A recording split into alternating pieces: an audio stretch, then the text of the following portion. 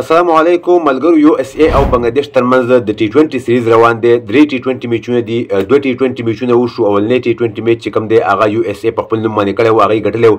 دویم T20 میچ طرف ته راځو. دویم T20 میچ مکمل سکور کارډ سره شریکوم. یو اس ای بهترین پرفارم دوباره بیا هم شو کړی دی. که یو اس ای ټیم ته موږ وګورو، د بنگلاديش ټیم ته موږ وګورو، دواړه موږ مقایسه کوو، نو دغه د یو اس ای ټیم چې کوم دی دغه ډېر زیات کمزوری راځي په نسبت د بنگلاديش ټیم، ځکه چې بنگلاديش ټیم ته که موږ وګورو تقریبا د 15 کال نه لوبېږي، 15 کال نه لوبېږي، ډېر غټ ټیم دی.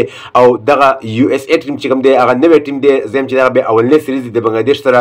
د کمزورو ټیمونو سره سریزونه کړي دي، خو د بنگلاديش سره دغه اولنی سریز دی. راځو میچ مکمل سکور کارډ طرف ته بیا ډېر زیات یو خوندور میچ شوی دی. یو اس ای ټیم اولنی بیټینګ کړی دی، 140 سکور کړی دی. د بنگلاديش بالینګ ته وګورو، شریف الاسلام پکې دی، تنزیل حسین پکې دی، مستفیض الرحمن پکې دی، شکیب الحسن پکې دی، راشد حسین پکې دی، ټول هغه ټاپ پلیران پکې دي. داسې کوم کمزوری ټیم هم نه دی چې موږ وایو چې یو اس ای ټیم د هغې نه میچونه وګټل. د بنگلاديش بیټینګ طرف ته به راشو چې 140 کم هدف چې ورکړی و امریکایي ټیم بنگلاديش ټیم ته. تنزیل حسین پکې 19 سکور کړي دي، سمیه سرکار په 0 باندې شوی دی، شانتو شپږ سکور کړي دي، توحید هرډوی پکې 15 سکور کړي دي، شکیب الحسن 10 سکور کړي دي، محمد الله پکې 3 کړي دي، جاکر علي پکې 4 کړي دي.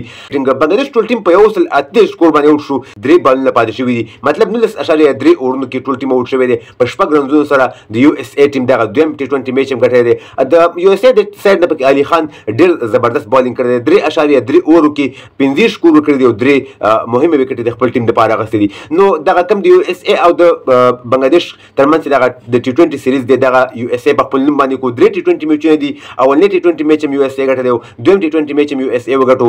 نو یو اس ای ټیم چې دی دغه سریز په خپل نوم باندې کو ډېر خواري وکړه په دغه سریز کې، هم په بیټینګ کې دغه لکانو، هم په بالینګ کې دواړو شبو کې دغه لکانو ډېره ښه پرفارم شو کړو، ډېره ښه کارکردګي وکړه. همدغه وجه وه چې یو اس ای د بنگلاديش نه په اول ځل باندې د T20 سریز وګټو په خپل نوم باندې کو. نو که موږ بنگلاديش ټیم ته وګورو، ډېر زیات مضبوط ټیم دی. نه پوهېږم چې دا څنګه دی دا سکور چیس نه کړل. په تېر میچ کې هم بنگلاديش ټیم ناکام شو، په دې میچ کې هم بنگلاديش ټیم ناکام شو. دریم میچ چې کوم پاتې دی، ګورو چې یو اس ای کلین سویپ ورکولی شي بنگلاديش ټیم ته، او که نه بنگلاديش یو میچ ګټلی شي او دغه سریز په 2-1 سره ختمېږي. هغه د بنگلاديش او د یو اس ای ترمنځ د دویم T20 میچ مکمل سکور کارډ چې تاسو سره شریک کړو. د ویډیو کتلو ډېره مننه. ویډیو مخکې ملګرو سره ضرور شریک کړئ، زموږ پیج هم سره فالو کړئ، زموږ یوټیوب چینل سره ضرور سبسکرایب کړئ د نور تازه معلوماتو لپاره.